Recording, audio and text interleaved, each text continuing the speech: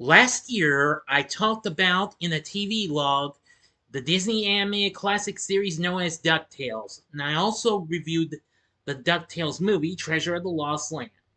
Now, let's talk about something I know a lot of you video game fanatics have really enjoyed in the good old days of the NES, the DuckTales video game. Big D's Entertainment Rankings and Reviews.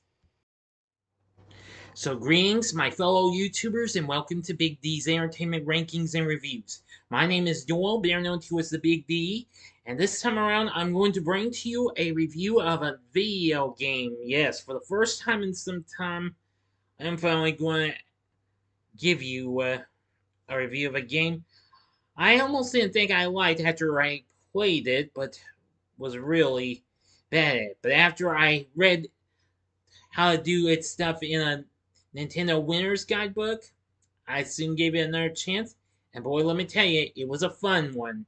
So now, without further ado, I am going to bring to you a review of the great game of Disney's DuckTales. DuckTales was an action-adventure platform game based on the TV series of the same name. It was released on the Nintendo Entertainment System in 1989 by Capcom. And of course, there would be a Game Boy port as well. I will be talking about both versions as well as the DuckTales Remastered game.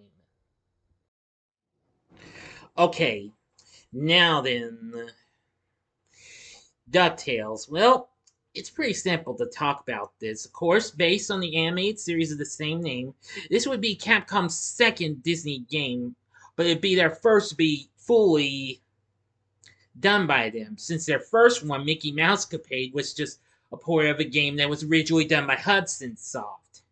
And that, of course, was Mickey Mouse Capade. Anyway, the story involves the world's richest duck from Duckburg, Scrooge McDuck, traveling around the globe, collecting treasure and outweighing his rival Flintheart Glumgold to become the world's richest duck. The game was produced by key personnel from the Mega Man series, whereas Mega Man 2 was released the same year. This became a big seller, selling 1 million copies on both NES and Game Boy, which the Game Boy version would be released the following year. The game was released on the NES in October of 1989 and in November of 1990 for the Game Boy. Now, again, I'm only going to do the original game as well as the remastered one, but if you want me to do DuckTales 2, I'll save that for a future episode. Anyway, the game quickly became one of Capcom's best-selling titles for both the NES and Game Boy.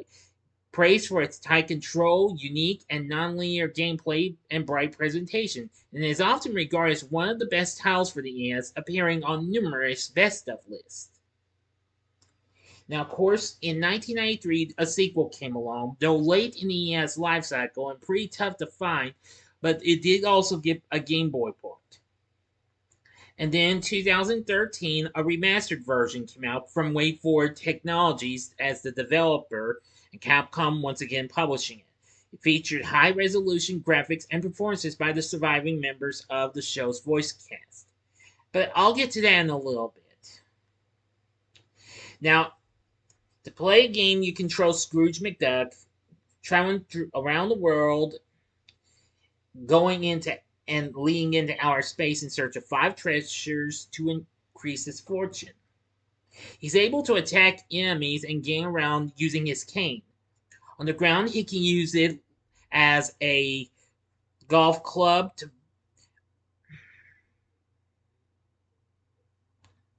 to break open or throw certain objects. And also sometimes get enemies. But however, to beat enemies better is you can use it like a pogo stick. That was the thing I didn't know about. And attack enemies from above. It can also allow them to reach higher areas as well as bounce along hazardous areas like thorns and spikes, for example. Along the way, Scrooge can find various diamonds hidden inside treasure chests or appearing in certain areas to increase his fortune, as well as ice cream and cake that can restore health. Now, ice cream restores 1 point, cake restores all. Now, you'll also encounter various characters from the program, including his nephews Huey, Dewey, and Louie, as well as Webby and Launchpad. Now, the nephews and Webby give you, well, a hint or information, while Launchpad can take you back to Duckburg. Anyway, let me get to that in just a moment. They also offer useful items, opening access to new areas, or attempting to stop Scrooge's progress. And here in the game is a secret life restoring cheat, accessed by pressing the select button while standing still, that will refill Scrooge's heart points for $3 million. I didn't actually know that, but now I do. But I doubt I'd ever do that. There's 5 levels: the African Diamond Mines, the Amazon, the Himalayas, Transylvania, and the Moon. Now, you can visit these any way you want. You can select them just like you can with the Mega Man games. However, the African mines in Transylvania must be revisited to acquire certain essential items. 2 secret treasures are scattered between all 5 destinations, and each destination's treasure is protected by a boss that Scrooge must defeat to retreat by pogoing onto them. Once you gotten through all 5, the treasures soon get taken, and you have to go back to Transylvania and fight against Dracula Duck and defeat. After defeating him, you must race against Glomgold for the final treasure. Upon completing the game, the player can receive one of 3 endings based on the performance. Regular ending for simply clearing the game, a great ending for clearing the game with at least $10 million, and a bad ending for clearing the game with $0. As the player is given $1 million for each level's treasure, the bad ending is only achievable by spending all accumulated money on the life restore cheat before the player ends the game. In order to do that, the player has to collect exactly $1 million to get a total money of $6 million, because he gets a total of $5 million from the bosses. Then the player has to apply the life restore cheat 2 times to end up with $0. Now, also along the way, you'll encounter other characters: Mrs. Beakley, who will send ice cream to restore your health, and Baba Duck, who was introduced on the show at that time, can help you find a little secret area for an additional hit point. You start out with 3 hit points. You lose all your points, you lose a life. Now it'll take 6 hits, 2 hits to get 1 life point down if you play the game on easy, but 1 hit for the normal and hard mode. You lose all your lives, the game's over, and there are no continues, and you'd have to start the game again. But again, the game isn't too long. You could probably take maybe about, well, if you get good at it, it can take maybe about a half hour or less tops to beat it. So anyway, this was really, really good. Now, the composer for the score was Hiroshige Tonomura. Yeah, I'm sorry if I mispronounced the first name correctly, but anyway. But did the music for this. Now, the game shared many key personnel with the original Mega Man series, including Takuro Fujiwara, the producer, character designer Keiji Inafune. I'm sorry if I mispronounced these, and sound programmer Yoshishiro Sakaguchi. There were also revisions to the game as well. Removal of crosses from the coffins, putting in RIP, and what have you. Scrooge's shirt was now red instead of blue to make him stand out and pop more against the blue and dark backgrounds. A leaked prototype cartridge from a private collector reveals several differences between the original unfinished version and the final release, such as different names and what have you. It also included such as different level names, unused music for the Transylvania stage, a slower tempo on the music for the Moon stage, which of course that's probably a favorite of everyone's. The Moon stage theme is probably the best song on there. There's unused or altered text, and the character Gizmo Duck also appears, going by his Japanese name Roboduck. And despite the changes, images of the unfinished beta version could be seen in the book's consumer guide, Hot Tips for the Coolest NES Games, and NES Game Atlas. Now, I had sort of a different book, though. Anyway, this game was well received when it came out. It got some good reviews from Electronic Gaming Monthly for the NES port, and let's see, and Nintendo Power as well. GamePro will actually give a fair score for the Game Boy port as well. Now, in 1990, the Game Boy version came out, and that version features the same gameplay, music, and levels as its NES predecessor, its counterpart, though the layout of every level was changed to accommodate the handheld's lower resolution screen. Now, after this, there'd be a sequel, but again, I'm saving that for a future episode if you'd like for me to talk about that.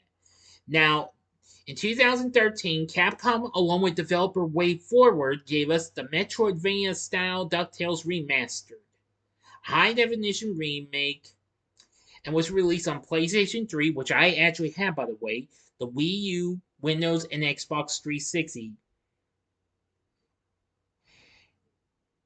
Now, it was available for like a download or something, but then it soon got released as a physical copy. Like the original version, the game focuses on Scrooge traveling around the world and finding the five treasures. Now, took some time, but it got good reviews and what have you. Reviewers liked the gameplay and presentation, while criticizing the overabundance of story content, which the endings are a wee bit different from the NES port, but I really don't want to bring that up. I got this after the remastered version after the death of Alan Young, who voiced Scrooge in the series. They also had Chuck McCann, Rusty Taylor, and Terry McGovern returning as well.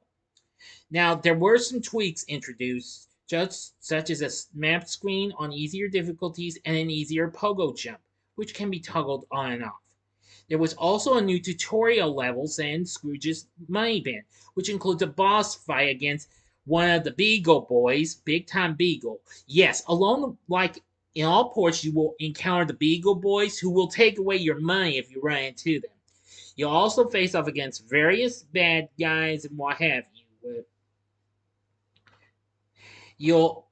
And the Beagle Boys, of course, are also big time, baddies to Scrooge, nemesis to him. Even though Flintheart Glumgold is the big nemesis to him of Scrooge's, let's see. You also encounter numerous others. You face off against, bad guys like the Moon Rat, the King Slime. I think that's what he's called. He was in one episode with those critters that were like rolling balls and what have you, underground and what have you. And the Abominable Snowman, and of course Scrooge's other nemesis, Magic of the Spell. There was also a new final level in Mount Vesuvius where both the final boss fight and race take place. Money gathering levels can now be used to unlock various gallery items such as concept art and pieces of music and fill up Scrooge's money bin. Really something, what have you. All bosses have new patterns as well. There was also new objectives that must be met to complete the stage, because there were a couple new entries.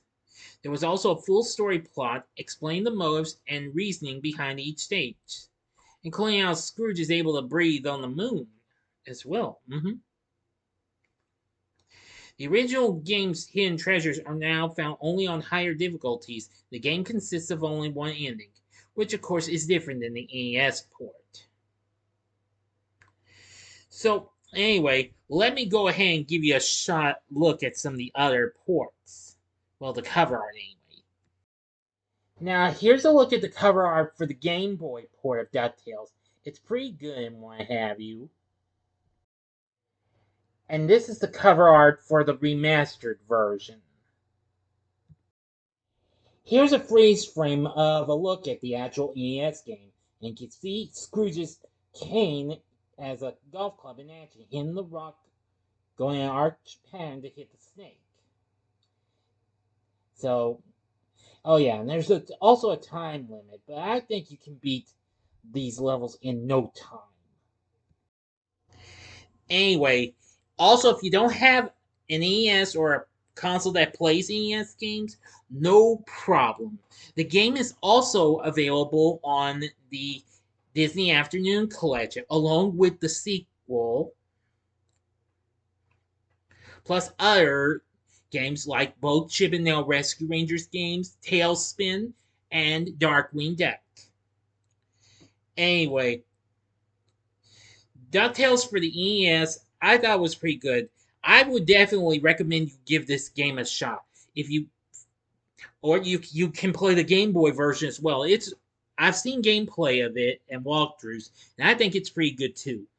And of course, same with the DuckTales Remastered game. You'll have a blast with that one. Mm-hmm. Now, even if you lose all your lives in that version, no problem. You just go back to the menu select, so you won't have to start all over again. That's a good thing. Mm-hmm. So anyway, so now you know about DuckTales, the video game. I definitely would recommend you check this out. So again, you can find it in a physical, well, in its actual cartridge, depending if you can find it for a reasonable price. But if you can't, then get it on the Disney Afternoon Collection. And if you can find, or if you like, try the DuckTales Remastered game if you can find it for a reasonable price, which I believe you can. Anyway, and again, I'll try and review DuckTales 2 sometime in the future, okay? I know I don't have that game. I've never played it, but I have seen walkthroughs of it. But anyway, what did you think of the DuckTales video game? Which version did you grow up playing, or which version did you like? Did you like the NES game, the Game Boy version, or the DuckTales Remastered game? Please feel free to let me know in the comments section below. If you like this video, click the like button, subscribe, and be a part of the Big D Nation. Join me next time when I bring to you another mini reviews vid, and this time it will be on Air and Champions. So I hope you enjoyed this, and if you did, check out these 2 vids on DuckTales. In the upper left-hand corner is the TV log on the DuckTales TV series itself. The upper right-hand corner is my review of DuckTales the movie, Treasure of the Lost Lamp. Or if you'd like a later Disney Capcom title, go to the bottom left-hand corner and see my review of the Chip and Dale Rescue Rangers game for the NES. And the bottom right-hand corner is the button you can click to subscribe. If you like rankings and reviews on movies, TV, music, video games, etc., then I'm your guy. Thanks for watching, and we will have another video game review come up next week. So until next time, I'm the Big D saying, see ya.